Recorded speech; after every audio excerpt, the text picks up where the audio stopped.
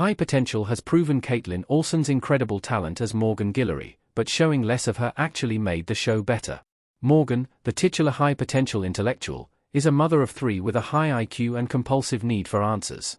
She joins the Major Crimes Division of the lab to consult on cases and use her fine attention to detail to pick up clues that might have gone unseen. Yet, despite Kaitlin Olsen being one of the main reasons to watch High Potential, there are other characters that Episode 9, The Rams, highlighted.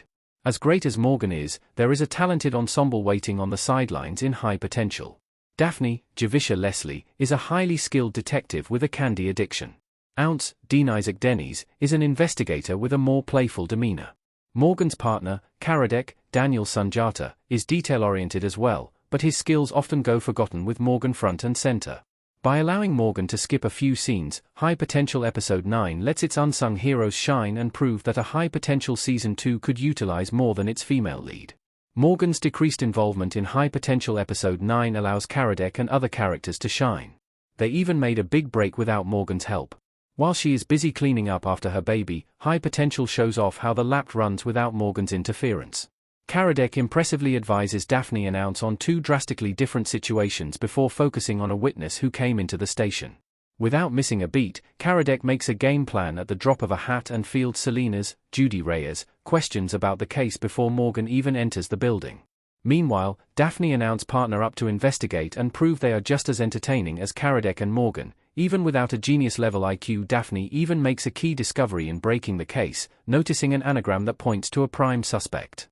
Even though it was a red herring, finding out the owner of the car was a crucial piece of the overall puzzle.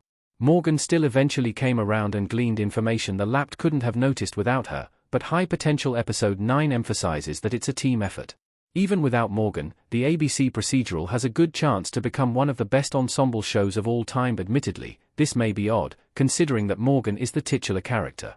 However, there's also no harm in knowing that a show has a great supporting ensemble. Olsen is brilliant in the role.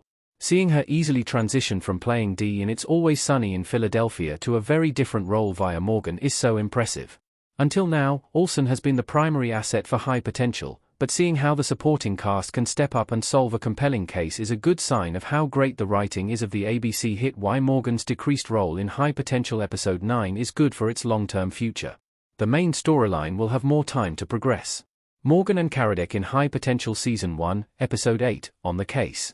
Now that High Potential has shown its side characters can stand on their own without Morgan present, the drama is free to give the other players their own subplots and development.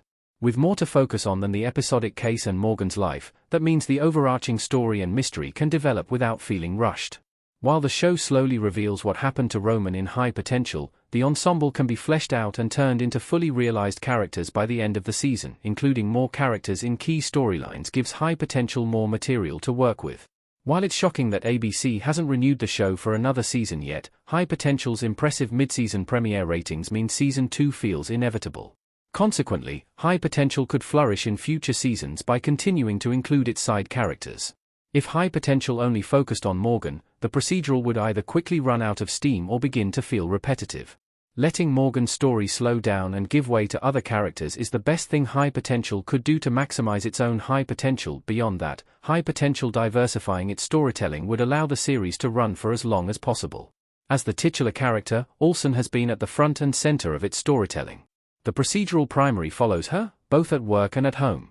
In terms of work, this could be extremely draining for Olsen. Unlike streaming shows, network projects release an upward of 20 episodes per year. It's unrealistic to expect Olsen to continue carrying the majority of the scenes in High Potential for more than a couple of years. Doing so can result in her being burned out. What Morgan's decreased appearance in High Potential reveals about the show's future storytelling. Shifting the focus away from Morgan was a gamble. Ounce, Dean Isaac Denny's, Daphne, Javisha Leslie, Selena, Judy Reyes, Morgan, Kaitlin Olsen, and Karadek, Daniel Sunjata, working together in High Potential. As previously mentioned, ABC has yet to renew High Potential for a second season despite being both a critical and commercial success.